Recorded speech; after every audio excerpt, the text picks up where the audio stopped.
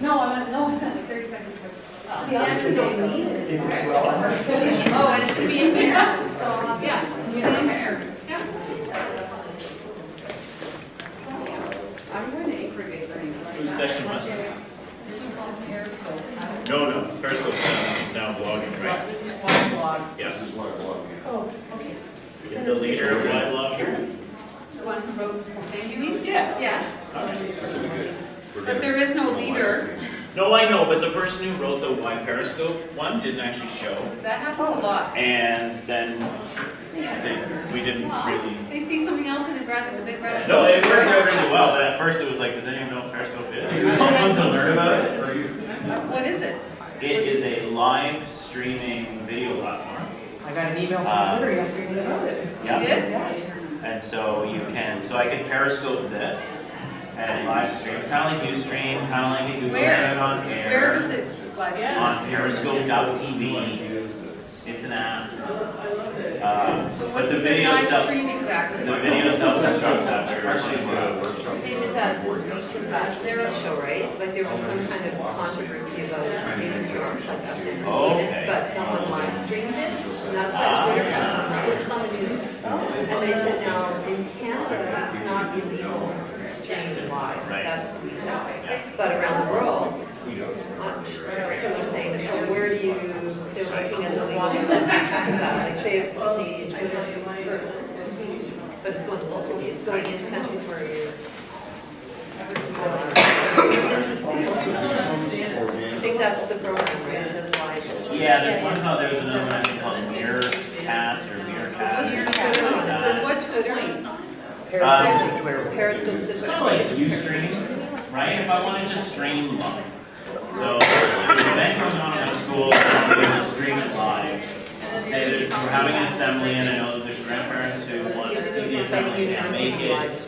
I could do a live stream. Periscope is a very And Periscope is a easy. Exactly with your phone. Yeah.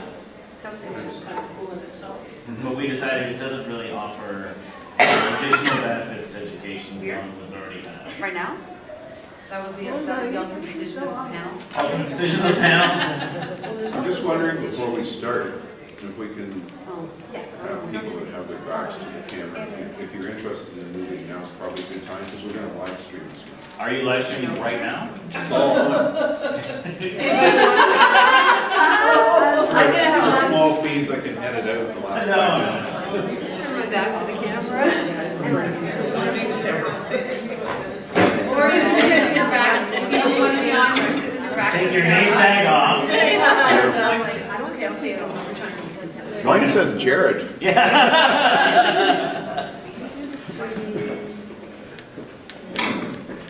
Did you want us to move? Well, we capture what we capture. I just thought if people It disappears, wanted to right? move, I would just point that This is, out. well, no, this is just live stream, right? Where are you gonna put this? It's on live stream and it saves there. And I have 30 days to download it and put it somewhere. So will we, Probably throw it on Yep. YouTube or make it into an audio podcast or something. I'm surprised that no one talks about like cleaning that was like my most great. we used to use Acid Tools, which was like Sony Vegas, but just music. It's kind of like what GarageBand is now, but you could download it to PC, so in a computer lab, download it, and you could get free like little audio loops. So I downloaded like a ton of audio loops and stored them in the H drive. The kids could make their own music for the background of their podcasts and stuff. It was pretty cool. I actually kind of remember that. It's a neat tool. Now, of course, there's an app for that. Back in the day.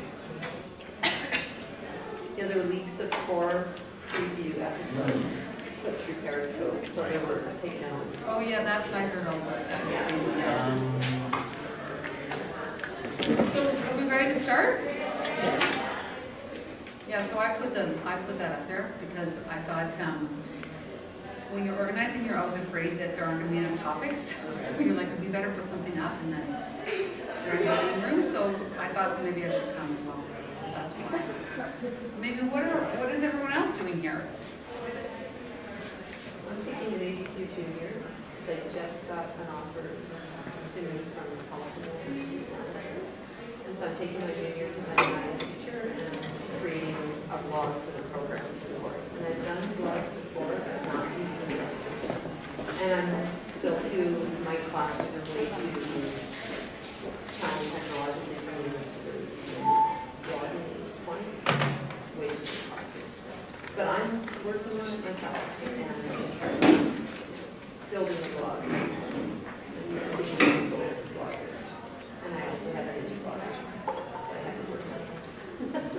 I'm looking at it, it looks cleaner. I like the look of the one edgy blog.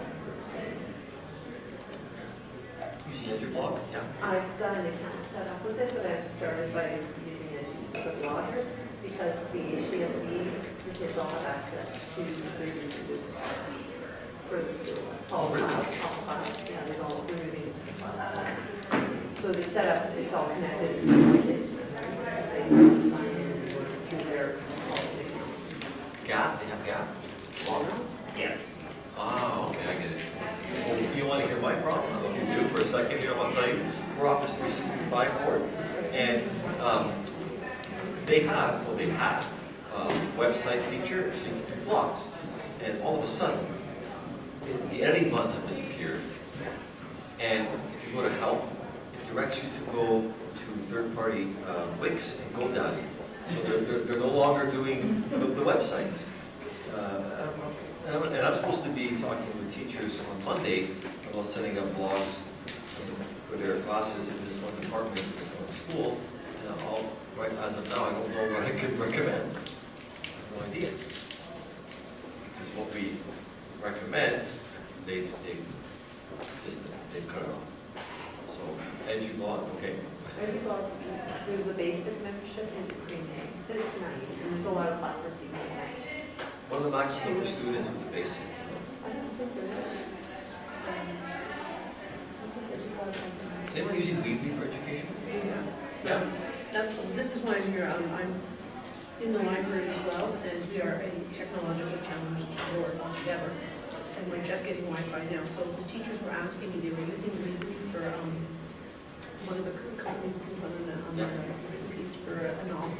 And they're having problems, it was working really well, and it goes on and off in terms of access. So then she ended up moving it to Wix, and then I was looking if there's another platform that they can use to make it work really well for the last 6 months or so, and I guess more people have found out about it. So they just froze out the whole thing in my lab, that when nothing was up, so. And is Wix good? Is Wix? They've gone to Wix and they don't seem to have any problems, and they're like the free student accounts, right? So I don't know if you paid for them, and if it would be more, or whatever. Because that's what Office 365 directs you to do now, is go to Wix. And you get a discount, some kind of discount if you're an Office 365 board. I mean, I looked into it yet. I work blocks weekly. Sorry? I work blocks weekly. Really? Because of access to client. Oh, wow. Okay. Okay. Firewall, Right now. firewall reboot. That's right. What it is that you're nodding, so I'm assuming you're doing the same thing. I got something built in that's like firewall redirecting. Aren't so, no, I know I'm lost on the word, but there's something in Weebly's platform that I've heard about that allows students to get around to other Weebly, through Weebly to other sites that are restricted by the board.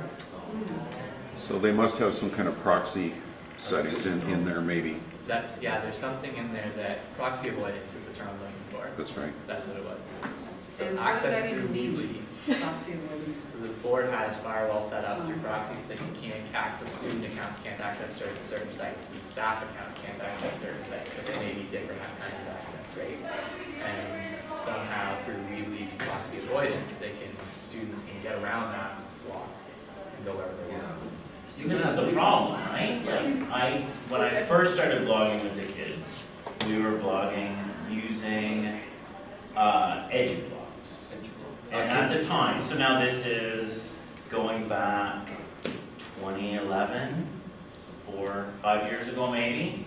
And EduBlogs suddenly changed their terms of service. So I get all the kids on, I teach them how to use the platform, we're good, and then they change their terms of service. And they start to advertise to my kids. Now, they don't do it anymore because this is the merry-go-round of sort of terms of service.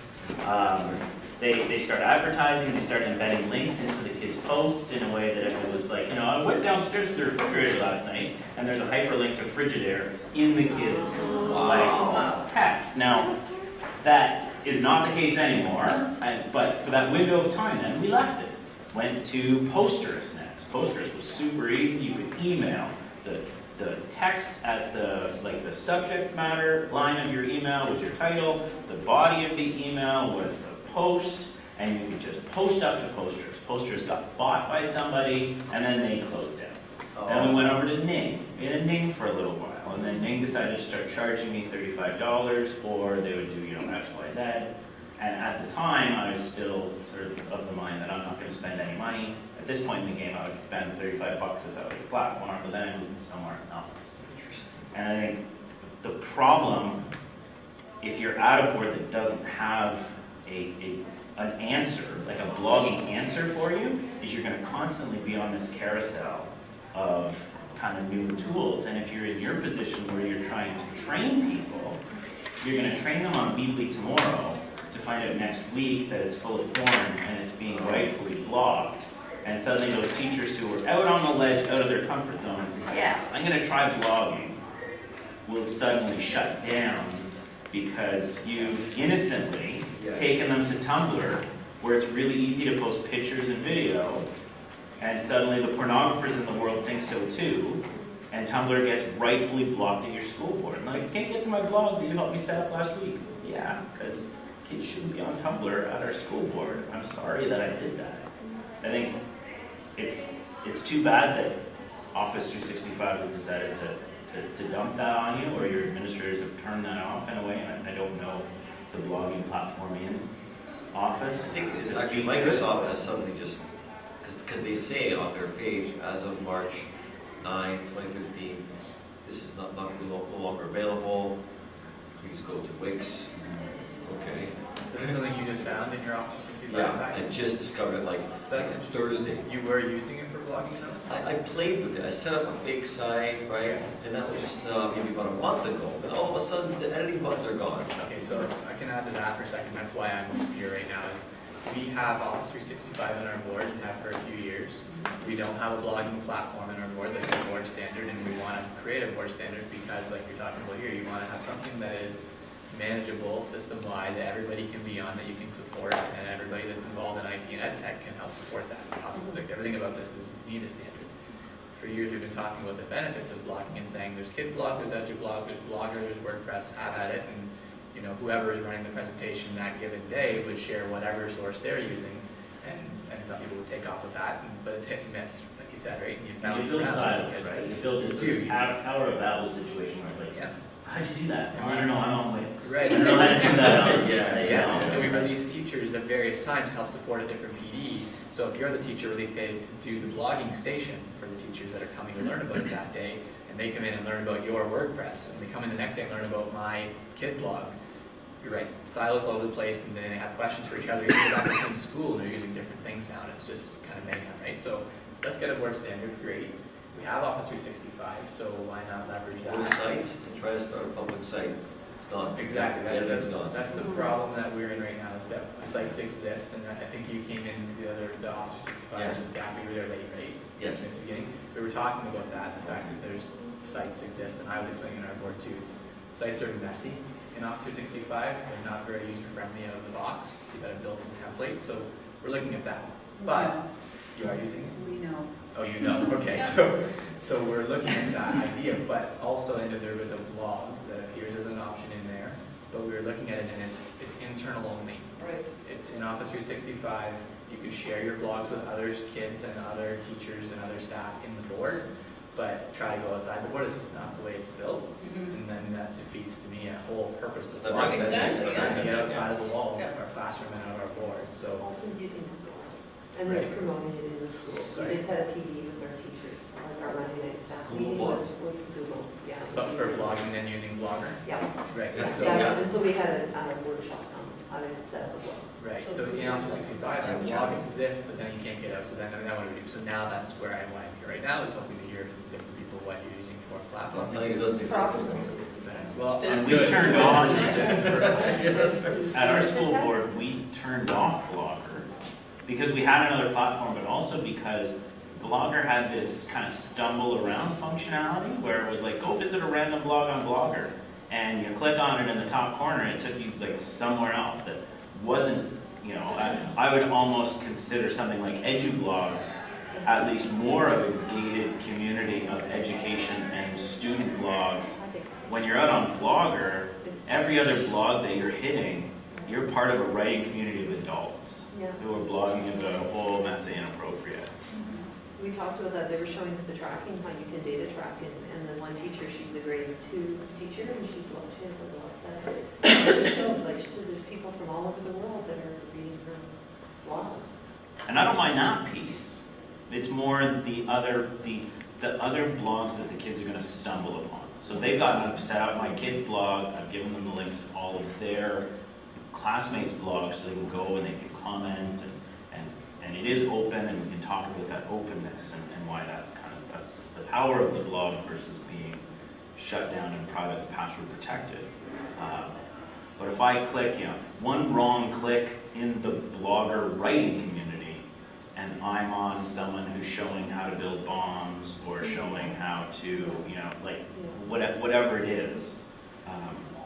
But are there not, when I think about the student information system people, and I don't know enough about this to even comment intelligently, but are there not companies that are providing services to schools now that are already protected? Here, So, D2L, for yeah, example. why The don't problem they is go it's so, how do I put it? Okay. Blogging is Clunky was the word I was thinking. unbelievable, like Yeah. it's not motivating to do anything with it, right? And it's still locked down as well, right? If you're blogging D2L, it's just inside your. And when you talk about all this stuff, for someone who doesn't have a blog and thinks, well, maybe I should try, it's very intimidating. yeah. Because all of a sudden you're like, oh, I don't want to be messing with all that. Well, and the power too, like for me, part of the power of a blog is the fact that the kids can customize it. Like, I don't want it to look like every other kid's website. I must just make it Google Doc public. I want to be able to add a banner and a background and start to talk to the kids about like their digital footprint and an authentic audience and a platform of their work, like an e-portfolio of, here was my writing in September, here's my writing in January. Wow, I've grown as a student in a way that the notebook is not. But does that require a public audience, or can that just be a school audience? It could just be a school audience. I think, But I really want the ability for it to be public once you've got to that point. Like, I think starting with a little bit more lockdown, or at least talking about what that looks like in a safe place first is important. But then you need to be able to later get it out to the wide public audience, because that's the part, that's where the kids really spend their time on it. Like, if you're a kid writing for your teacher, that's that one person audience that you get it to, good enough to hand it in. But if you're writing it and anybody can read it, peers are going to read it, people in another part of the world are going to read it, that's a different kind of writing. collaborating with your classmates can be a discussion forum in something like D2L. As soon as I want to collaborate with the grade 6 class across the hall, across the board, around the world, I need a blog. And I like But that that idea. looks Starting- good. Yeah. Looks good, easy to use. Weebly's the best, it's so easy, right? Drag and drop, right? I It's funny find because we laugh, it looks good, but it's one of the most important things if you want to get kids to do. Yeah. It's gotta look good. it's gotta look good, it's gotta be a good looking website, right? And you've got to be able to fiddle around with it, exactly, to make it your own, because Yeah. most people like doing that. Yeah. And then they spend more time on that than they do the writing for the first few weeks, right? But It's Yeah. fun, but Sometimes it's not fun, it's even. novelty, Yeah. right? How do you evaluate or assess on the blog? Is that something that you set up beforehand, or like how do you access that? Because I haven't done this, I'm just seeing you're coming down and people just doing it. EduBlogs has a great guide. If you go to EduBlogs, there's an 11-step guide to using blogs in classes, and almost all of it is not EduBlog specific. Like it's interesting because And Utopia too has something similar to that. yeah, I think it's a link to EduBlog. Okay. And one of them includes a rubric for blogs. Yeah, one of those 11 steps has an example of a rubric for blogs, so it's pretty cool. But you're saying you can't use that now because it's blocked by Office 365? No, this is something different. Yeah. EduBlogs is completely different. For me, I think in the classroom, the blog is the final piece in a writing process that we hammer in class, but miss out on publication, right? Like, authors write for an audience, but in the writing processing class, we talk about first draft and second draft and peer edit and all those other things, and then we stop right before we publish.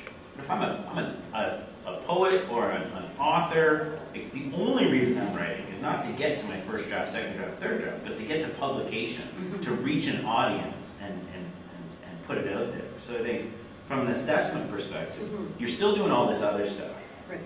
The danger I've seen is I've seen people use the blog then, and the blog comments specifically, to provide assessment as opposed to just potentially pushing the conversation or providing feedback. Like, I've seen instances where teachers will post, great blog post, but you need to check your spelling, 4 out of 10. Well, On the blog? on the blog, in the comments, like we need to make sure that Yeah, we don't like that. if we're being public about what the kids are doing, we're not being public about the marks and the shaming that includes. So I think we have to make sure that we're using it for the right reason and not using it as a complete substitution of the private notebook conversation that we have with the kids, which is, hand that to me, I'll look at it. A friend of mine is the CEO at Applebee's, and they're a Microsoft Office showcase school. And his hashtag, or his user ID is Indizitech on Twitter. And he posts a lot of articles and links and things. And I'm wondering if there's someone like that would be a person to talk about Office 365 using it. They've gone to using OneNote, and they've actually have a video on YouTube now that they've set up showing how they're using OneNote for assessment, and how they've created like a subfolder where while they're marking, they can take the students to mark it. The kids aren't seeing that it's being marked, and then they can post it across. And they're showing how they're using Office 365, but they're at a showcase school, and he's an incredibly kind and useful person. His name's Kevin Pasha. So he knows what he's doing for sure. He set up a hospital network with the IT, and he's the CEO of that. So that's someone you could kind of follow maybe on Twitter to see how their platform, how they're using the Microsoft platforms. Perhaps. And I think that's like what you're talking about with the pre-blogging portion, where you can use OneNote as an example. They're all Google computers. Docs or whatever or paper, whatever your resource looks like to be looking at student writing in the first place. And then like you're talking about that final product is then sharing with the outside. Yeah, and it's private, and they have a little video showing how they use OneNote, but every student has a computer, that's what, it's a private school, it's a little different situation. But his whole idea is making technology invisible in the classroom, so we only miss it when it's there. It's like it's just an incorporated part of it. Something, a person to look at, maybe. Is anybody using blogging not as a final product, but as a process? I know it kind of may go opposite of what you're thinking. However, I've heard those terms, blog as portfolio, blog as, process of work. Maybe not being judged or commented on, but showing it somehow, demonstrating. I don't know if that's something that is using. You know, it's funny, the kids do that. You were saying about Tumblr. I have kids who are incredibly creative, and it becomes, what they've written, and then they've got the artwork that goes with it, and they cross-post to each other constantly, and they're getting that feedback. I mean, I don't have, access to be able, other than if I go on Tumblr and check through it, but I find a ton of these kids do this. The whole manga kind of crowd of kids, like those ones, between the deviant art stuff that they're creating, and then the stuff that they're writing, and they're obsessed with all that fan fiction stuff, and they are writing like maniacs. In a very constructive way, but it's not being evaluated or assessed by what we're doing yet. That work is definitely reflective of ability. So I don't know how to access that in terms of making it tangible for education, but it's like they like hours, like they're always showing me the stuff that they're doing. So I mean, there's this definitely a component of that's constantly doing that. That speaks to the relationship you have, they trust you. Well, because I'm in the library, I'm the person, the go-to person when you're having meltdowns and good things, right? You're kind of the keeper of the peace, so. I like the ongoing. I think I was trying to get at was we just need to be careful in the comment space. Yeah, of the okay. ongoing, that we're teaching kids how to provide constructive feedback that could be read by other students, like that's contributing to the conversation, not you know, Yeah, I see. isn't in any way sort of demeaning if the work isn't finished. That's right, that's right. And if publishing the blog post is the beginning of a conversation that results in a second or third blog post, where I've refined my thinking because, you know, this comment that Jeff added really resonated for me and completely changed my opinion about X. I'm gonna leave that blog post up there, potentially, of my erroneous thinking, my prior thinking. Because I think blogging is about being open about your growth and what you're working on. It's almost, what I'm hearing, it's almost like they can blog through this process of creating stuff and then submit the final product to you as a teacher in a separate way in a Dropbox or something to be evaluated in a different realm from the blog. I don't know. I want that final product up there too. But- Right? yeah. That's my obligation, that's my authentic authorship. That's true, you're right, it is. Yeah, like when I did with my writers craft students last semester, French immersion writers craft, so they were trying to blog in French. I mean, I don't know that we really reached a super huge audience, but not a lot of like perhaps French. I tried to tap some of my like friends that I know speak French, and can you come and read some kids' blogs. We didn't get really any outside comments. I don't know how authentic the audience was beyond our actual class. But so I would comment on all of their blogs, and obviously not with the mark, just kind of pulling out. This was really interesting. Like thanks for sharing. A lot of them are just sort of personal things that they were writing about, and then I gave them that paper rubric after, and kids started to. Well, Miss, I posted my blog 3 days ago. Why haven't you commented yet? Like, I'm waiting to see what you have to say. I'm like, oh, I gotta get on there a little faster. I guess every day. It started to be that sort of like culture of they needed they wanted to see what I had to say so they could say something back to me, or another classmate could get in and add another comment. So Yeah, in I high think school. it was still very much us, even though they were public, but it kind of created that kind of excitement around. I'm not going to be going through 80, 90 kids from my Yeah, that class high is school small. classes discussion. I had 20 in my class, so it was really Well, small. that's the way to start. That is the Start small, challenge too, right? Start with it's one. finding people to comment, Yeah. right? There's that student comments for students, there's a hashtag. There's a hashtag, yeah, comments for kids. Comments for Like, kids. There's a few different ones, right? Where you can sort of like So post you out, can post here's a like- blog link. Yeah. Right. Comments for kids? Comments for kids, is it with a number Oh, maybe? like invite people to. And if you fire it out to Twitter and say, hey, my kids Yeah. blogged and they need, Yeah. you know, you're kind of manufacturing an audience. Yes. That's right, that's Do they cool. seriously need to know that? Like Because I remember one Christmas, I went on like a grade 2 blog, and I went down everyone that, you know, and I picked out that one thing, and it was just a colleague. And like the kids were wild about it when they came back from holidays, and you're like, it took me like half an hour. Yeah.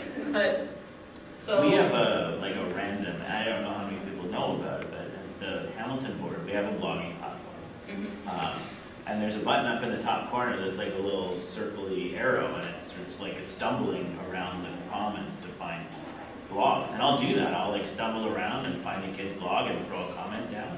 It'd be cool to have a whole bunch of people just kind of doing that. It's kind of Yeah. like take some time and go comment on a kid's blog, completely make their day in a way that. Well, and the thing is too, for me as an educator, I've taught in junior for so long that I'm kind of like, I'm up there in junior, and you kind of forget what's happening down in the lower levels, or what kind of, things that they're talking about, or where they're at, in their education, and it's nice to kind of touch base with that, because then when, you get those kids coming in and they're struggling, you kind of go, oh yeah, okay.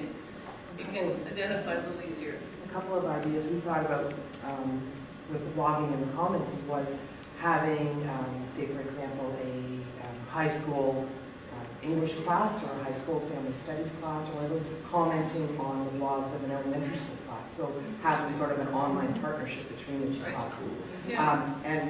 I was a family studies teacher, so I was a parenting teacher, teaching my parenting class about effective commenting and what you would be looking for. And good job is not what that's not what we want. I want you to read it, I want you to encourage the thinking, go to the next step. So doing something like that between a high school and an elementary school. And I remember the one conference we were at too was getting parents to start doing that, right? So encouraging the parents who, I'm a parent, but I work full time, I really can't volunteer in my kid's school, I can't come during the day for any activities that are going on because of my employment, but I could spend 20 minutes in the evening on my child's classroom blog and making comments. So sort of two ways to sort of get enlarging that audience and getting us in there. To do that. Think about your French immersion class. Like, imagine if you put up a French immersion class in elementary. Yeah. And then they could practice their French. Yeah. Next time. Or even some other schools, their own school, different classes, their own school, they've got a teacher, right, in the same subject. Yeah, just about spending some time though to teach them how to do the effective commenting piece Yeah. first. Right. Because you don't want anything that's going to be negative, and you don't want you, well, that's a stupid idea, or, you know, or you don't want just a good job. You So want we need to put some encourage- work into building audiences. Yeah. Well, and the other thing there too is that I think once they start looking at finding that positive piece in the child's writing, is then perhaps do they start thinking about what they're putting into their own work? Their own way. So it's a win-win. Providing, doing that peer assessment is going Right. to help you in your own work. Yeah. Has anyone talked about the pictures and names thing? Because I'd like to know, at what age, at what grade, can they put their name and picture, if at all, on their blog? I think, I don't know if there's an easy answer, right? Like, we just wrote a permission form that'll go in September at our board that breaks it down, that says, like, as a parent, do you give permission to photograph in a way that's more explicit than it used to be? It used to be, yeah, permission to photograph is like a yearbook, or maybe the spectator comes and takes a picture from the roof of the school, but it's not Twitter and YouTube and Facebook and blogs and all that other kind of thing. So, you know, trying to make that more explicit. I think it's important as a teacher to talk to the parents proactively. I use a blog in my class, and this is how I'm going to use it. Well, I know And then we're elementary, breaking it out further with, you know, not only are you allowed to put my picture up, am I allowed to, it's kind of like authorship and ownership. Am I allowed to attribute work to the student? So if I post work up, can I put their name under it? And asking for that kind of explicit permission. And I don't know if that's an age thing, or if it's a parent comfort thing. I don't know if you kind of can say, like, well, when they're 9 I can do it, but when they're 7 I can't. they might have a class where some parents say yes and some say no. Yeah. This is a problem, right? I know elementary, they use like Superstar 1, Superstar 2, right, you know, put pictures, okay, fine. But like, I'm in high school teaching a class of 16-year-olds. I don't know, like, they've already got their name up and they've already got their pictures on Facebook and stuff. What am I supposed to do here? Tell them, no, don't put your name and picture. You are Superstar 1. Okay, sir. Because at that point, there's algorithm happening. If I'm putting a portfolio together, I got a blog and I'm in media arts and I'm applying to Sheridan. Yeah, grade 9, grade 10, grade 11, I want to have that. But is grade Online. 9 the same as grade 12? Is grade 10 and 11? Like, is there I'm wrestling with this right now. We have no policy. We have no written instruction saying, okay, when they turn 50, when they turn, you know, so, and every teacher has a different opinion. It's unbelievable. What's the school policy, like September 1st or whatever, when you go into school and you have that sheet that comes up from the board? We're using that immediate consent form that's Right. already signed that you're talking about. That Immediate gives you consent, papers, look at that. Yeah, because at the first of the year is a good time. Yeah. And so in theory, everybody collects that the first day, and that goes into our student database Yep. that says yes, no, or did not Right. return forms, so Yep. we're assuming it's a no until they do. Yep. And then you know as a teacher, it's supposed to not get all here, you know as a teacher who the no's are in your class, and you keep them out of the public stuff that you post. The interesting piece about that form, and I'm not sure whether it's as a parent or whether as, and I'm thinking as an ESL parent, is those forms go home, they're in English, and I see all the check marks come back, and I'm wondering, do they really know what they read? And that concerns me, especially when you get into, it's not only different cultures, it's different religions, and there's different backgrounds, and I mean, I don't claim to understand everything, but at the same point in time, did they read it? Did they understand it? And how can you know? Because one of the other things that happens, and I'm in a high ESL concentrated area, is that everything is signed in pencil. And that's kind of scary too, legally. Well, and the forms get more complicated, right? Right. As the threat of litigiousness Yeah. becomes more apparent, and as things get more complicated, suddenly the form that used to be just, can I take a picture of your kid, is, can I, broken down into so many specifics and vetted by a lawyer and potentially written in legalese where the parent doesn't really know what they're signing any more than we know what we're agreeing to when we sign into iTunes. Well, and there's the other half of it. Say we do go on Blogger, we're supposed to, at our board level, my understanding is we're supposed to, as a teacher, go through that whole process and quote, understand what the blogging platform is giving us and sharing and all that sort of material. There's lots of people using Dojo right now, and there's a huge piece about Dojo and what are they doing with all the information. And then I heard the other day, depending on where a cloud is, like you're governed by the laws of that state or that province or whatever. Do we have any idea where these things are? Parents are trusting us to know, right? Well, That and is a big piece. They're trusting us, we're the experts, we should know, so, Well, yes, go ahead, do Not you whatever you want. personally. Privacy was dead a long time ago. well, it was dead, but at the same point in time, the Education Act says we're supposed to keep the kids safe. And now the safety is not just physical, don't climb on the gate and fall backwards and bump your head. It's this whole piece with digital citizenship, which they need to know. And facial recognition software, which is This is what we were trying to help people to show up to talk about in the quiet and beautiful sunshine last session. Oh, yeah? You know what? Yeah. What is the danger though? Is this like one of those things, the apple and the Halloween, is there really a big danger of having a kid? Like I have kids, and my youngest wants to have a YouTube channel. And she wants to put her name in a picture, so I'm like, okay, how about we do because she's gonna end up being on the camera at one point, right? She wants to make videos. The whole But is family's her gonna be on name there. gonna be So I said, look, attached? you can put your, don't worry, put your face, your picture, but we're not gonna put where we live, and we're not gonna put your full name, right? Just put your first name, right? And no birthday, no, fake birthday, no location. But yeah, so we're all gonna be on her YouTube channel. Well, and there's privacy through obscurity, right? Like through the masses of content that's getting Well, published that's the thing. on like YouTube every day. Yeah, who's gonna see it, right? Who really cares? The likelihood that the white van man is, finding out the information from YouTube versus probably being somebody who who's a family friend or who's this and that. I think studies have shown that it's not the YouTube video that is the fear. It's still last year at ISTE, not ISTE, ECHO, I went past a session and it was a young girl who had done a big YouTube channel thing, but what she was filming was her dance class.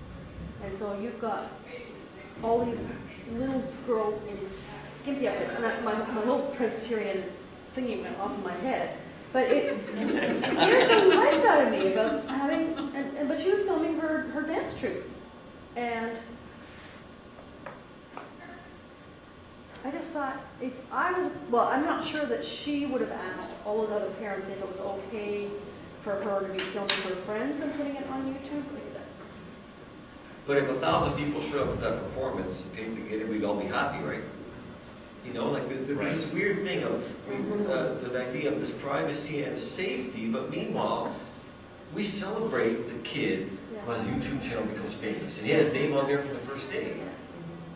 Or my kid's on the front page of The Spectator, and I call all my friends and tell them to go buy 1 million copies of the paper. And it's like, oh, how cool is this? But my kid's face is on a blog that like 12 people go and visit. Yeah. If I'm not and it's an issue. And I'm not trying to dismiss the fact that privacy is something we have to constantly be mindful of.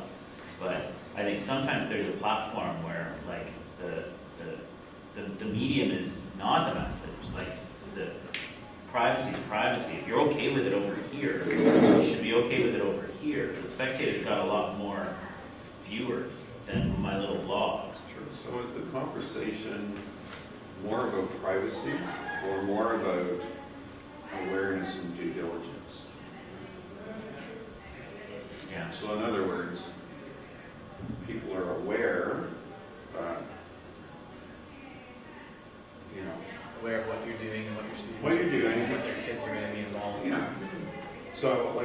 think too, and I know from my work in IT, some of the privacy stuff falls into the third-party bucket.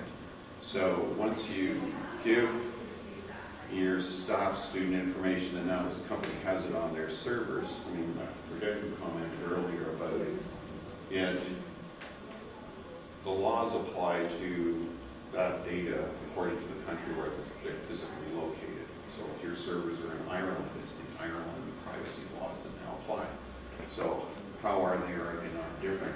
But a lot of the cases is, we actually just worked through one of these with Remind 101, because they actually have a thing in there. If you click OK, it says you have the authority to bind the school board, which means make a legal contract. Well, nobody does in Ontario except directors of education, business superintendents.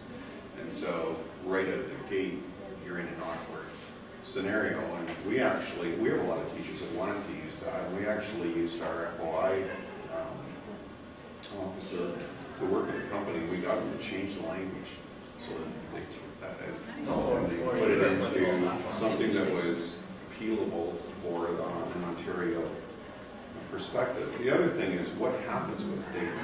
One of the other things with another company was they had rules in there that if they were ever bought out, they had the rights to sell the information. Well, that's the kind of stuff you don't want to have happen. So that's kind of the due diligence piece. So, you know, I think you're right. I mean, your example of the newspaper versus blog, you know, is that I think privacy is almost a misused term. You know.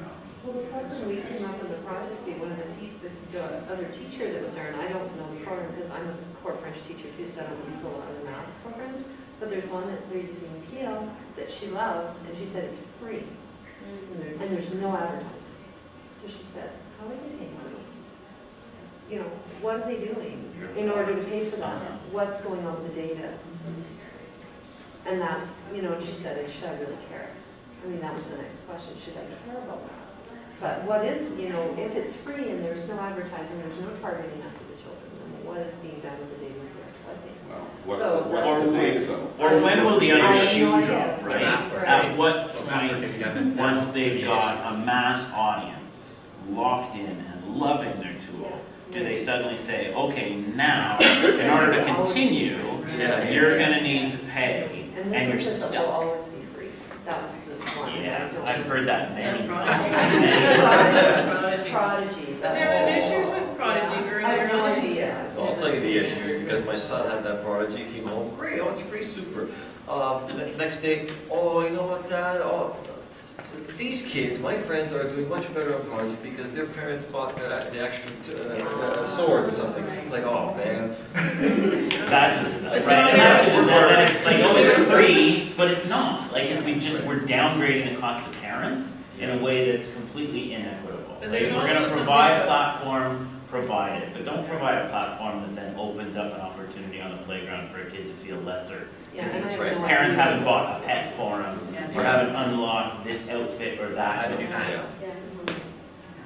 But it's the same as teachers then, because we have to pay extra for our EduBlock if we want to upgrade and get a really cool background. That's why you need a board platform, right? It comes back around to this idea of having a board standard, Right. which answers the privacy, Yeah. answers the, like, where is the data, who owns the data? Yeah. Like, those things can all be kind of answered on your behalf if the board provides a standard tool for you to utilize and gets you off that sort of, well, I used Wix yesterday, but, or I trained everybody on the SharePoint sites and now they're gone. Yeah, That's a bad example, because SharePoint would be a board-supported tool. I know.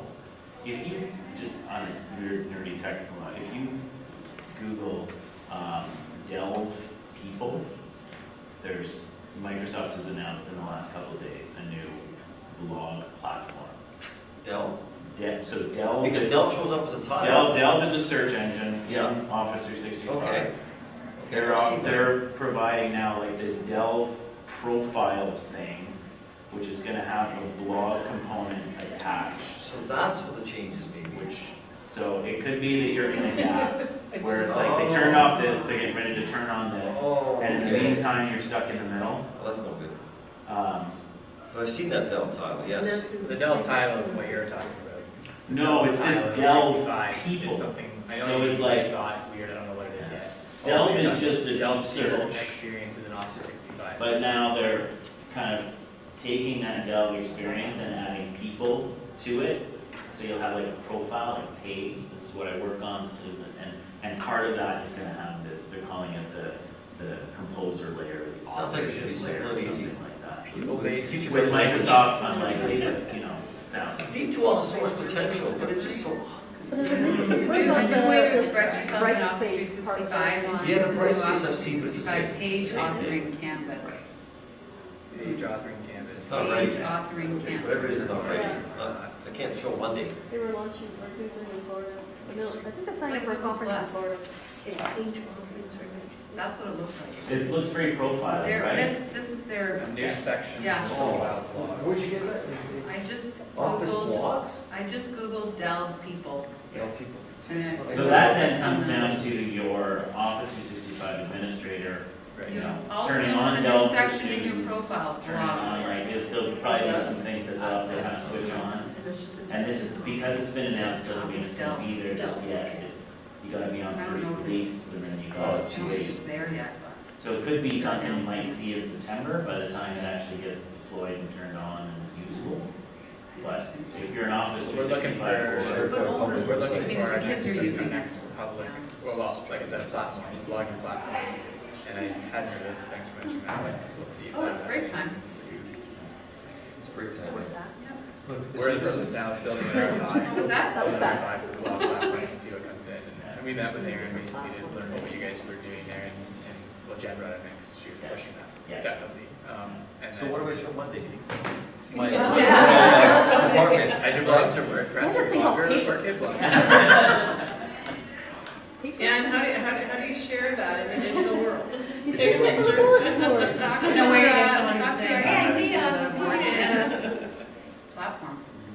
If you wanted to talk about, I think, like, I'm so biased, right? Your Like, I- services have already been offered to us, so don't worry about it. I really love the WordPress platform. Yeah. WordPress is so hard to use. It's Well, weird. but EduBlogs is We've got WordPress, and something KidBlog else. is WordPress. You just get your So, name like, in. No, to set up the site though. I tried editing a site, right? So not, Creating a yeah, site. so let's It's like, separate the two here. So you've got WordPress.com, yeah. which is an adult writing platform Yeah, owned by a company called Automatic. okay. They build a blogging platform to host those millions of blogs and to offer their services for $5,000 a month to host sites like TechCrunch and to host sites like that Office blog is WordPress on WordPress.com. And New York Times runs on WordPress.com. They build this software and then they make it available to the community. So as an open source product, they say, this software that we build over here for this, it's available over here for you to use for free on WordPress.org. Now that is not an easy entry point. WordPress.org requires a server, requires some expertise, Which is what you guys have said. which is what we've set up. So we've set up, we've taken the software that runs WordPress.com Yeah. and 25% of the internet, because people download it and use it for all kinds of different things. And we built our own blogging platform around that, using that open source, free You're bored. GPL license. Yeah. In fact, it was Jared.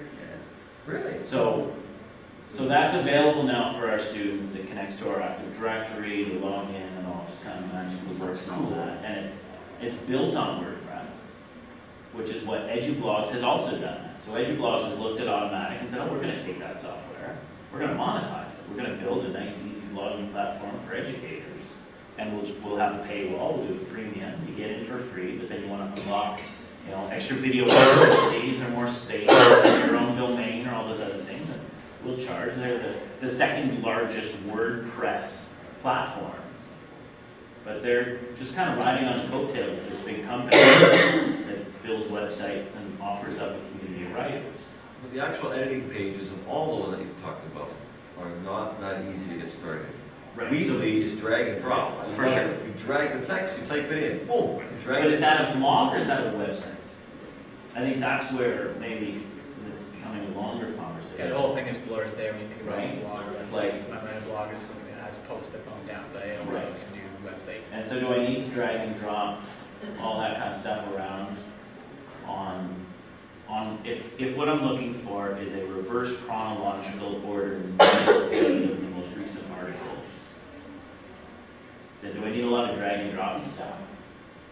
Or once I've dragged and dropped once, I set my widgets on the sidebar, once I pick my beautiful theme, And you just publish. I'm just hitting new post, and new post looks like a text editor the way that Google and Word and everything else looks like a text editor. Oh, I see, yes, the initial setup might feel a little more confusing. KidBlog has gone to the trouble of taking WordPress and stripping out a lot of the additional, like, Yeah, all that extra stuff, and I've told KidBlog is pretty good, it's pretty easy. KidBlog is really nice. KidBlog works, and I think for us, that's where we struggle, is trying to offer a blogging platform for K-12 and adults. If we stripped it down to a kid-looking platform, then, you know, High Sue school Dunlop kids- who's blogging can't do what she wants to do, Yeah. because we've taken some power away from her. So it's, you're constantly kind of dancing between simple versus functional, and how much additional functionality you have. And high school kids will see KidBlog and be like, oh, it's elementary or something. And maintaining that WordPress site is not easy. Like, you need someone on staff who kind of knows the server. So it's not an end user teacher option. And I wouldn't say go to GoDaddy, pay $3 a month, spin up WordPress. It's nice and easy. Like, something will go wrong because it does, and you There's need tons of videos. some expertise. The problem is, it's hard for students to get started, and teachers, like, the teachers first have to learn to do it, to show the student. You've spent a week in the computer lab just to get the first page out. So if you're not on a board that has a platform, that then has someone on the other end of the phone you could call, and I'm trying to do this. I think that's the advantage that we try to provide in Hamilton is having a standardized platform means that there's some support, that there's some help. You call me and ask me about Wix, I have no idea. I try to promote you to go over the commons and then we can do whatever it is you want. And if it's not there, we can try to reach out to some developer and build it. But if you don't have that and you're talking about what do I do on Monday, then. So why does this get rolled out to the top? Because they built it in Hamilton. It's Yeah. there, but it's a personalized It's all thing. taxpayers' dollars. Right, Well, it's a available. it's a I mean, personalized thing they all built. of the code that we build, and we have a developer who we have on contract who helps us build stuff. We share it all on GitHub. So people who know how to do this kind of thing, there's a social coding platform called GitHub. And all of the code that we program, that we develop, we share out there. And people could download it, and Jeff could, if he had somebody who kind of knew servers and kind of knew WordPress, could go and stand on our shoulders and build something great, and that would be awesome. I would love Can to. I pause it for 1 second, because that's what, so we're next door, right, Hamilton and Grand Erie, and that's where I'm coming from, and we've talked about this kind of thing too. The problem is, for us, is, and I know in every board, everyone's understaffed, everything we're trying to do is understaffed. We're looking at the things we're already doing and trying to add a blogging platform that we can all support. I know right now, there's no one on my ed tech team, no one on the IT team from that who can, we've got that person and that person who can help support from those teams to do what you guys have done. Because Jared and Aaron built this thing themselves from the ground up, and they continue to support it going forward. In the summer. And it's a bit of a passion project, Yeah. right? That's Like, right, that's how it began, so that's why it's not necessarily easy No, to it's not a replicate, you ministry have to system. people that- And Exactly. the ministry would say that D2L has a blog component in it. And they're true, it's true statement, but it's not all, right now, it doesn't get That's outside. what I'm using for my APQ. Right. That's all. So in our minds, this may be an option. But we're also thinking of like Edublogs, right, is hosted by Edublogs, and we pay them to do what Aaron and Jared are doing. And that might be the other, is that Edublogs campus, right? Is- Right, and we just come in and say, teacher wants, here's our one pager for teachers, you click here, and you have a blog from Edublogs, from our platform, and then we can still help support, but it's not the maintenance and kind of work you guys do on that end, because we're paying someone else to do that part. Potentially, if that's where we have to look. The companies are in the same boat, they're looking for talent to create these things. You go to Brightspace or B12's website, there are over 20 or 30 job postings or website developer, designer, graphic designer, they need, so we sit and talk about, oh, it's awful, it's ugly, because they don't have anybody to make it nice. There's such a talent shortage. But that's a structural thing. There should be, you should be able to have the ability to be seconded to something like that and come back and not have to worry that You mean Jared should? Thank you for I'm coming. queen is the only. So Kendra, I'm sure you know. Yeah. And Aaron, they both came in, they sat. And they had. And do you know Mark Wendell? He's our IT minister. You too. Kevin Hawley is.